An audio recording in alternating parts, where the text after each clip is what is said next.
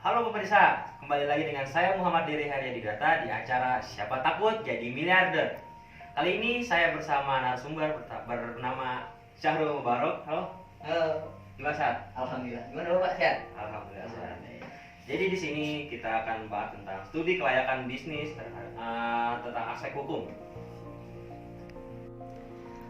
Oke, pertanyaan pertama untuk saudara Syahrul. Menurut Anda, mengapa aspek hukum harus yang pertama kali dikaji di dalam pelaksanaan studi kelayakan bisnis? Oke, pertanyaan yang begitu menarik dari para audiens ya, Bapak Derik. Nah, dari pendapat saya itu sendiri, karena apabila berdasarkan analisis ke aspek hukum, maka akan didapat sebuah ide bisnis itu masih layak untuk diproses atau tidak. Sehingga jika memang didapatkan bahwa ide bisnis tak layak dilanjutkan dari segi aspek hukum, maka tak perlu lagi meneruskan ke analisis ke aspek yang lainnya. Seperti itu Bapak Derik. Oh, jawaban yang sangat menarik ya. Oke, pertanyaan kedua untuk Anda, saudara Syahrul. Menurut Anda, apakah ketentuan hukum di dalam studi kelayakan bisnis itu selalu sama? Bagaimana tanggapan Anda? Oh, tentu tidak sama Bapak Derik. Tiap jenis usaha dari perusahaan mungkin berbeda-beda dan ketentuan hukum yang mendasarinya pun tidak sama, di mana yang mempengaruhi adalah kompleksitas dari bisnis yang dijalaninya tersebut. Otonomi daerah bisa melibatkan perubahan pada ketentuan hukum berdasarkan perizinan antar daerah pun juga berbeda-beda. Karenanya, penting sekali memiliki pemahaman tentang ketentuan hukum berdasarkan perizinan investasi bagi tiap daerah. Pemerintah yang menetapkan perizinan dan ketentuan hukum investasi ini juga tidak asal melainkan ada tujuannya, di mana tujuannya yakni untuk menjaga ketertiban masyarakat secara menyeluruh. Diharapkan masyarakat yang tinggal di sekitar lokasi perusahaan bisa memperoleh benefit yang besar dibandingkan hanya mendapatkan dampak negatifnya saja, karena investasi bisnis pasti akan menyangkut penduduk sekitar di lokasi perusahaan tersebut. Begitu Pak Dery. Oke, di catatan saya tadi Anda menyinggung tentang adanya tujuan dalam aspek hukum. Menurut Anda, apa saja sih tujuan spesifik dari aspek hukum ini dalam studi kelayakan bisnis tersebut? Tolong dijelaskan. Secara konklusif, adanya aspek hukum dalam studi kelayakan bisnis itu merupakan ada 4 poin utama, Bapak Dery. Yang pertama, analisa jaminan yang didapat disediakan apabila bisnis didanai melalui pinjaman. Yang kedua, analisa legalitas dari usahanya itu sendiri. Lalu yang ketiga, analisa ketepatan bentuk badan hukum dibandingkan ide bisnis yang hendak dilaksanakan. Lalu poin terakhirnya yang tak kalah penting yaitu analisa kemampuan bisnis yang diusulkan di dalam memenuhi persyaratan dari perizinan. Begitu Bapak Dery. Dalam poin ketiga, Anda itu tadi menyinggung tentang bentuk-bentuk dari badan usaha ya. Saya ingin bertanya, bentuk-bentuk apa saja sih yang Anda maksud tadi dalam badan usaha tersebut? Dalam skala nasional, khususnya di Indonesia, untuk badan usaha itu ada banyak. Yang pertama, perusahaan perseroan.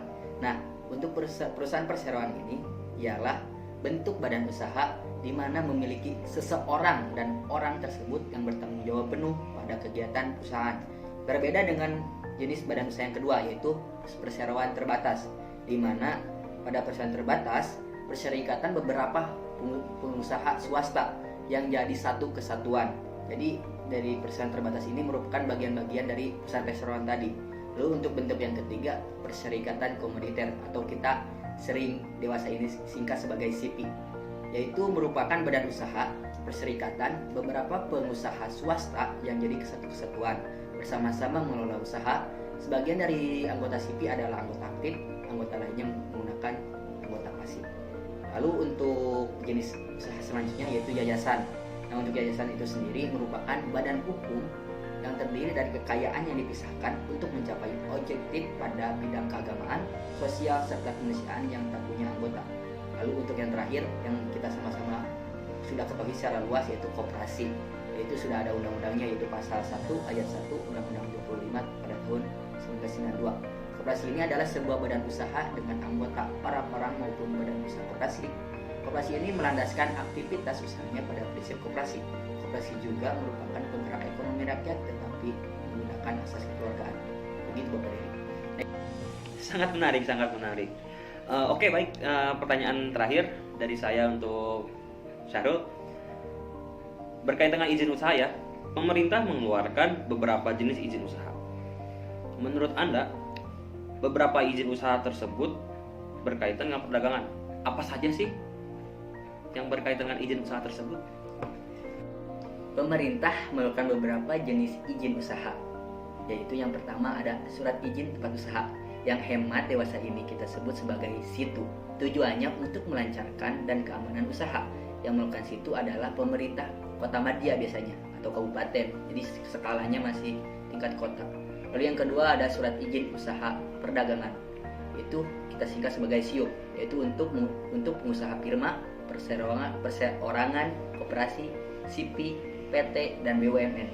Kewajiban dari pemegang surat ini untuk kepala kantor wilayah departemen perdagangan dan industri atau kantor departemen perdagangan yang memiliki dan membuat SIUP. Jika perusahaan tak lagi melakukan aktivitas perdagangan dan menutup perusahaan, diikuti pemberian SIUP. Begitu. Lalu yang ketiga ada nomor pokok wajib pajak atau kita sebut NPWP. Tiap warga negara dengan penghasilan melebihi penghasilan tidak kena pajak atau PTKP wajib membayar pajak kepada negara. Harus mendaftar NPWP ke pelayanan pajak setempat. Nah, nanti di akhirnya akan ada STP tahunan. Lalu untuk yang keempat adanya nomor registrasi perusahaan dan tanda daftar perusahaan. Sesuai dengan Undang-Undang Nomor 3 pada tahun 1982 juga mengatur mengenai wajib daftar perusahaan, di mana perusahaan wajib untuk mendaftar pada kantor pendaftaran perusahaan, yakni pada kantor departemen perdagangan setempat. NRP ini dikenal juga dengan nama lain TDP, di mana wajib dipasang pada tempat yang gampang dilihat. Nomor NPR atau nomor TDP ini dicantumkan di papan nama sebuah perusahaan beserta dokumen yang dipakai di kegiatan usaha tersebut. Baik, tadi adalah sesi terakhir dari wawancara saya bersama Pak Syahrul, seorang wirausaha muda, kebanggaan orang Bogor. Tadi wawancara juga sangat interaktif dan saya sendiri sangat bangga bisa berwawancara dengan Syahrul sendiri. Baik, mungkin segitu saja acara yang telah saya sampaikan. Mohon maaf apabila ada salah-salah kata dari saya dan juga dari Syahrul. Terima kasih atas perhatiannya. Selamat malam.